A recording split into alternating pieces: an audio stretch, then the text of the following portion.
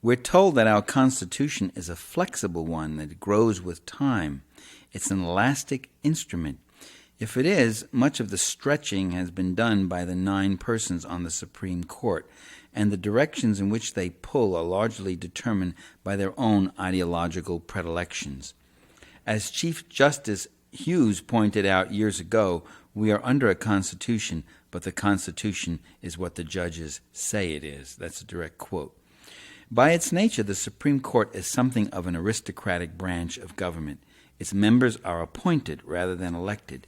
They enjoy life tenure and are formally accountable to no one once in office, and they have the final word on constitutional matters and a great influence in their power to interpret the scope and intent of laws.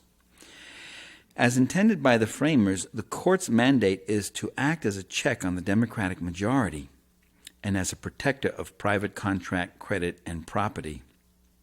Generally speaking, in class background and political proclivity, the justices have been more commonly identified throughout the ages with the landed interest rather than with the landless. They've identified with the slave owners rather than the slaves, the industrialists rather than the workers, the exponents of Herbert Spencer rather than of Karl Marx. Over a century ago, Justice Miller, a Lincoln appointee to the court, made note of the judiciary's class biases. Quote, "It is vain to contend with judges who have been at the bar, the advocates for 40 years of railroad companies and all forms of associated capital. All their training, all their feelings are from the start in favor of those who need no such influence." Unquote.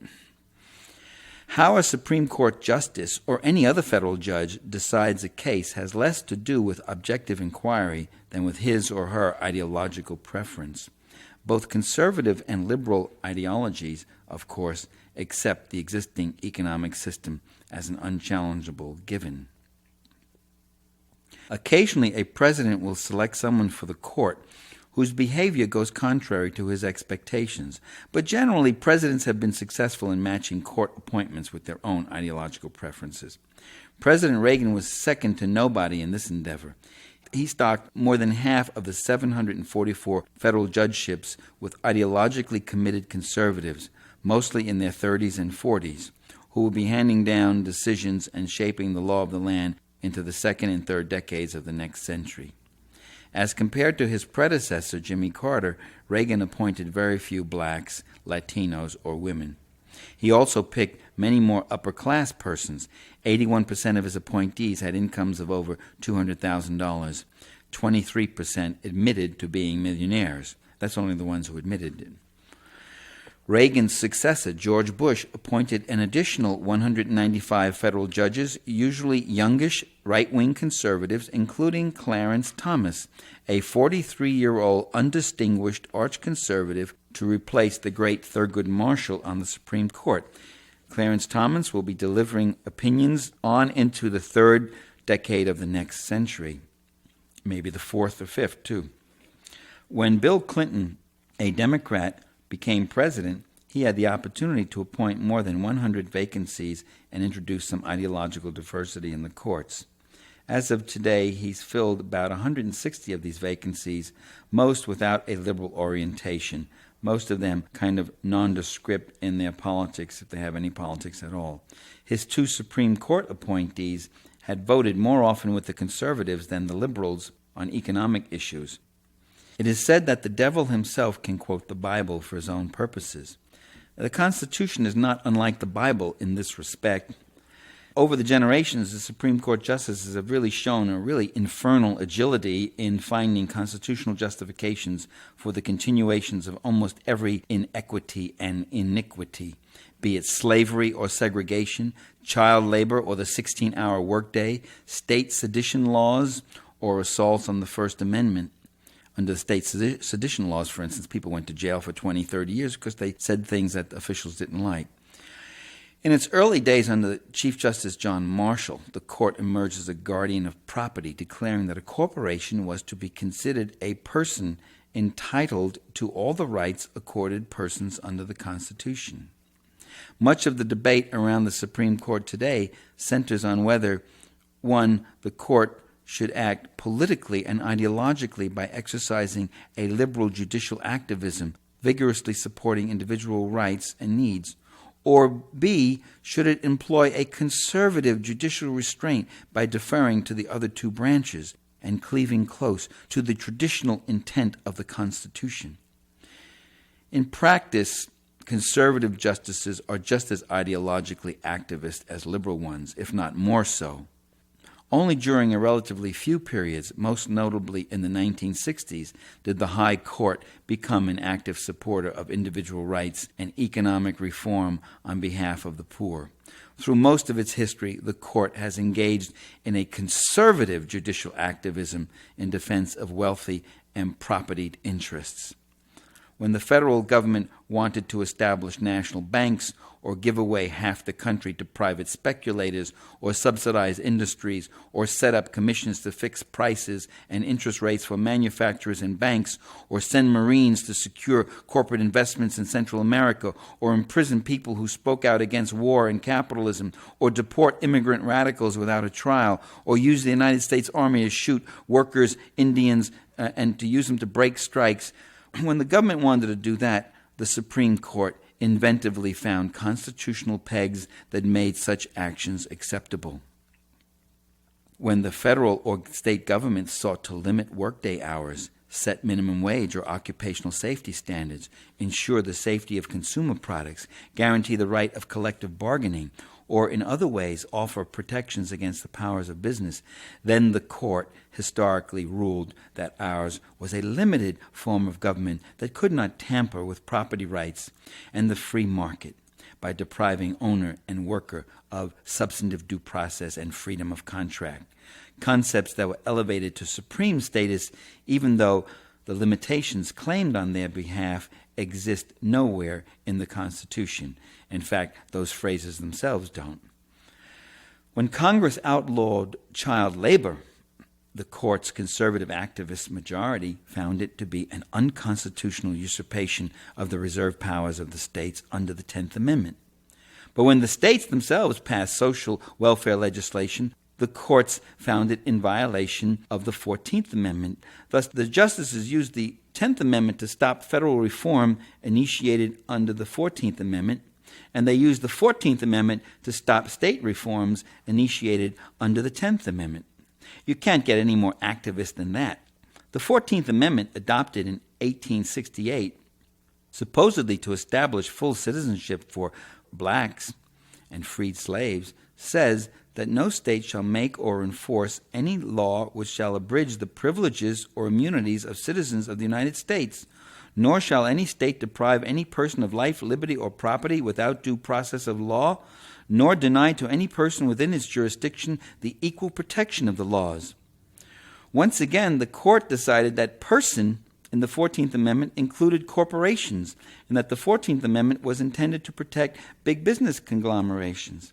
They also decided that it wasn't to apply to black people in the case of segregation. They also decided that it didn't apply to women. For some reason, women were not persons. A test case reached the Supreme Court in 1875. The justices unanimously decided that women were citizens, but citizenship did not necessarily confer the right of suffrage when women tried to get the vote under the 14th Amendment. So the court had made up its mind that privileges and immunities of citizens, due process, and equal protection of the laws applied to persons, such persons as business corporations, but not to women and persons of African descent. You're listening to rebroadcast of a talk on the Supreme Court by the political analyst, lecturer, and author of 23 books, Michael Parenti, from a 12-part series entitled Democracy, What Went Wrong, produced in 1995. Well into the New Deal era, the Supreme Court was the activist bastion of laissez-faire capitalism. It struck down all sorts of reform legislation. From 1937 onward, under the pressure from the public and the White House, and with the switch of one conservative justice to the side of the liberals, the Supreme Court finally began to accept the constitutionality of popular New Deal legislation. While traditionally the court has opposed restrictions on capitalist economic power, it has supported restrictions on the civil liberties of persons who agitated against that power. The First Amendment says Congress shall make no law abridging the freedom of speech or of the press. Yet ever since the Alien and Sedition Acts of 1798, Congress and the state legislatures have passed numerous laws to penalize the expression of politically heretical ideas as subversive or seditious. During the First World War, almost 2,000 prosecutions were carried out, mostly against anti-capitalists who expressed opposition to the war, including the U.S. socialist leader Eugene Victor Debs, who was in jail at the time he was running for president of the United States. The High Court's attitude toward the First Amendment was best expressed by Oliver Wendell Holmes in the famous case of Schenck versus U.S. in 1919. Schenck was charged with attempting to cause insubordination among U.S. military forces, obstructing recruitment. Actually, all he did was distribute a leaflet that urged repeal of the draft and condemned the war as a wrong perpetrated by Wall Street. Well, Holmes reasoned that such speech is protected by the First Amendment in ordinary times. But when a nation is at war, statements like Schenck's creates a clear and present danger of bringing about evils that Congress has a right to prevent, Holmes argued. Holmes was using the same old argument paraded by every ruler who has sought to abrogate a people's freedom. Namely, these are not normal times. There is a grave danger within or just outside our gates. National security necessitates a suspension of democratic rights. But you see, the First Amendment was designed to protect the very heretical views that we might find offensive and dangerous. Safely orthodox ideas rarely need constitutional protection. There are those who argue that revolutionaries and other radicals violate the democratic rules of the game and should be denied their freedom. There are several rejoinders that could be made to this point. First, as a point of historical fact, the threat of revolution in the United States has never been as real or harmful or dangerous to our liberties as the measures taken to supposedly protect us from revolutionary ideas. History repeatedly demonstrates the expansive quality of repression. In the name of national security, revolutionary advocacy is suppressed. Then inciting words, then unpopular doctrines, then irresponsible news reports, then any kind of criticism that those in power find intolerable. Americans were never given their freedoms. They had to organize, agitate, and struggle fiercely for whatever rights they've won. As with our bodily health, so with the health of our body politic. We best preserve our faculties and liberties against decay by vigorously exercising them. Second, the suppression is conducted by political elites who, in protecting us from harmful thoughts, are in effect making up our minds for us by depriving us of the opportunity of hearing and debating ideas with revolutionary advocates. An exchange is forbidden because the advocate has been silenced, and which in effect silences us too. Third, it is not true that anti-capitalists are dedicated to the destruction of freedom. Much of the ferment in United States history, instigated by socialists, anarchists, and communists, actually augmented our democratic rights. The working class agitations of the early 19th century widened the areas of dissent and helped extend the franchise to propertyless working people. The organized demonstrations against repressive local ordinances in the early 20th century by revolutionary-minded industrial workers of the world, known as the Wobblies, the Wobbly free speech fights, that fortified the First Amendment against attacks by the guardians of wealth. It made people able to go into small towns and talk and disseminate dissident ideas. The role that communists played in struggling for social reforms, peace, and civil rights strengthened rather than undermined democratic forces. The anti-war protests against the Vietnam War challenged an immoral, illegal military action and tried to broaden the spectrum of critical opinion and information regarding U.S. foreign policy. It also inadvertently led to the enfranchisement of 18-year-olds. Fourth, on this question of whether we should allow freedom for revolutionaries or we should suppress these radicals, progressive critics would argue that instead of worrying about some future menace, We should realize that freedom is in short supply in the present society. The construction of new socioeconomic alternatives would bring an increase in freedom, including freedom from poverty and hunger, freedom to share in the making of decisions that govern one's work and community, freedom to experiment with new forms of production and ownership. Admittedly, some freedoms enjoyed today would be lost in a revolutionary society, such as the freedom to exploit other people and get rich from their labor, the freedom to squander natural resources and treat the environment as a septic tank, the freedom to monopolize information and exercise unaccountable power. Those kinds of freedoms I could live without. In many countries, social revolutionary movements brought a net increase in the freedom of individuals, revolutionaries argue. They did it by advancing the conditions necessary for health and human life, by providing jobs for the unemployed and education for the illiterate, by using economic resources for social development rather than corporate profit, and by overthrowing reactionary semi-feudal regimes, ending foreign exploitation, and involving large sectors of the populace in the task of economic reconstruction. Revolutions may extend a number of real freedoms without destroying those that never existed for the people in these countries. The argument can be debated, but not if it is suppressed. In any case, the real danger to freedom in the United States is from the undemocratic control exercised by those in government, the media, academia, business, and other institutions that would insulate us from unacceptable viewpoints. No idea is as dangerous as the force that would seek to repress it. Packed with Nixon, Ford, Reagan, and Bush appointees, the Supreme Court has taken a decidedly rightward turn on a variety of crucial issues over the last 2 decades. For instance, in decisions involving disputes between workers and owners, the courts almost always have sided with the owners, weakening labor's ability to organize and bargain collectively.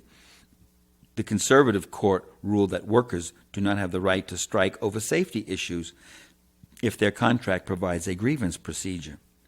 This decision denied coal miners the right to walk off the job in the face of serious and immediate safety violations that management refused to remedy. The court decided that employers can, in effect, penalize workers for unionizing by closing down operations and denying them jobs.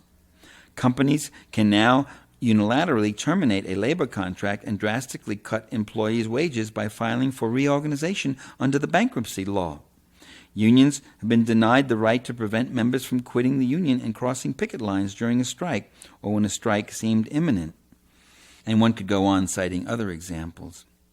Despite a federal law limiting water subsidies to farms of 160 acres or less and to farmers who live on or near the land, the court held that large commercial farms, including ones owned by Southern Pacific and Standard Oil, were entitled to subsidies.